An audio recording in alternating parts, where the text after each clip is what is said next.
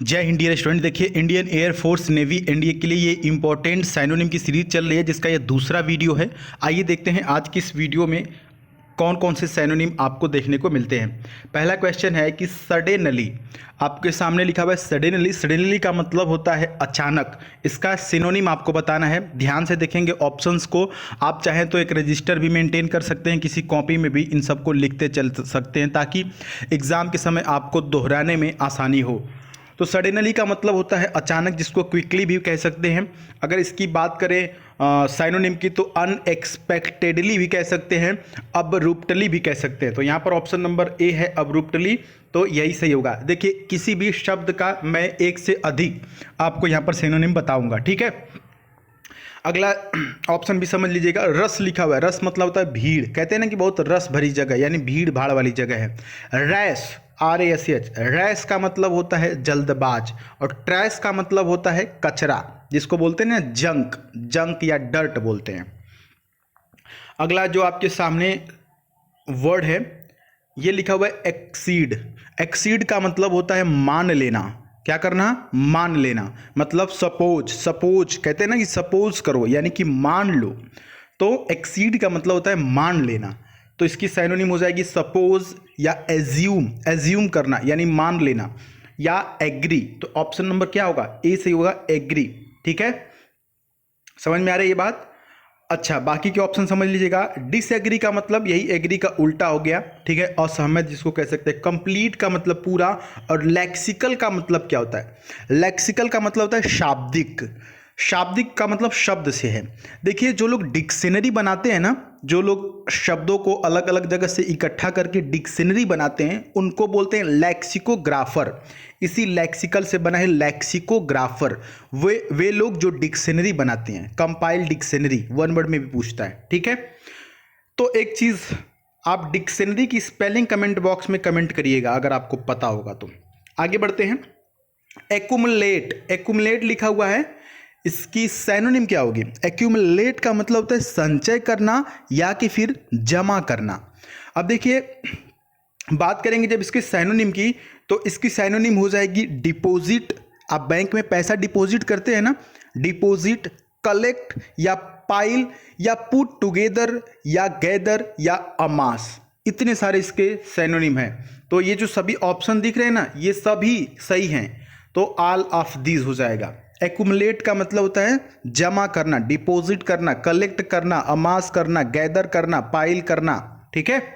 समझ में आया? आगे बढ़ते हैं। आगे देखिए, फैटल लिखा हुआ है। फैटल का मतलब क्या होता है? बहुत इंपॉर्टेंट वर्ड है, कई बार एग्जाम में देखने को मिला है। फैटल का मतलब होता है जानलेवा। तो अगर बात करेंगे इसकी सैनोनिम की, तो डेडली हो जाएगा, या मर्डरस हो जाएगा, या किलर हो जाएगा। ऑप्शन नंबर ए सही है, किलर मतलब जानलेवा। आप देख रहे हैं, मैं किसी भी शब्द का एक से अधिक सिनोनिम बता रहा हूं, और यही एक तरीका होता है। मुझे जितने भी वर्ड्स याद हैं, सबके सिनोनिम याद हैं। आप एटलीस्ट जब भी कोई नया वर्ड सीखिए तो उसकी सिनोनिम जरूर जानने की कोशिश कीजिए कि अच्छा, इसका मतलब ये होता है, तो इसके और भी क्या क्या सिनोनिम हो सकते हैं, ठीक है। तो चलिए, किलर हो गया, फैटल हो गया, जिसका मतलब होता है जानलेवा, डेडली। बाकी के ऑप्शन आप देख लीजिएगा। प्रोड्यूसर लिखा हुआ है ना, option B, producer. Producer means क्या होता है? प्रोड्यूसर मीन्स होता है निर्माता। कंपनी का मतलब होता है संगठन। और गैदर का मतलब अभी मैंने ऊपर बताया था, गैदर का मतलब संचय करना या इकट्ठा करना या इकट्ठा होना। अगला जो आपके सामने वर्ड है, वो परस्पर लिखा हुआ है। प्रोस्पर का मतलब होता है कृतज्ञ होना या सफल होना या उन्नति करना। तो फ्लोरिश हो जाएगा ना, ऑप्शन नंबर बी सही है, फ्लोरिश, ठीक है, उन्नति करना। बाकी के ऑप्शन देखेंगे। कार्व लिखा हुआ है, कार्व का मतलब होता है उत्तीर्ण, या कोय लिखा हुआ है, कोय, कोय का मतलब होता है विनीत या संकोची, और काव का मतलब आपको पता है। लास्ट जो आपके सामने है सेंटेंस, जो वर्ड लिखा हुआ है, सॉरी वर्ड है, गार्ड लिखा हुआ है, GUARD। गार्ड का मतलब होता है रक्षक। अगर बात करेंगे इसके सिनोनिम की, तो प्रोटेक्ट या वॉच ओवर या कीप सेफ या कीप एन आई ऑन, ये एक इडियम भी है, कीप एन आई ऑन, या प्रिजर्व। तो ऑप्शन नंबर ए से होगा प्रिजर्व। प्रिजर्व मीन्स भी होता है रक्षा करना।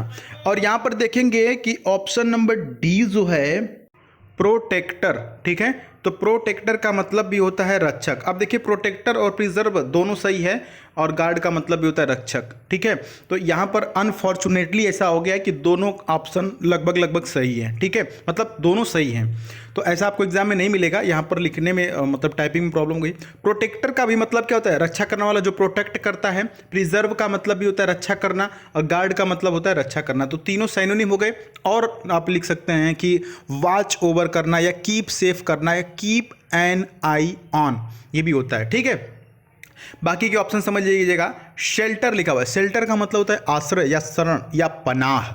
क्यूरेटर देखिए वन वर्ड में आता है। क्यूरेटर का मतलब होता है जो संग्रहालय, जो म्यूजियम होता है, जो उसकी देखभाल करते हैं, संग्रहालय अध्यक्ष जिसको बोलते हैं क्यूरेटर, ठीक है।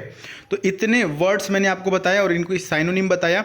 उम्मीद है कि आपको ये समझ में आया होगा।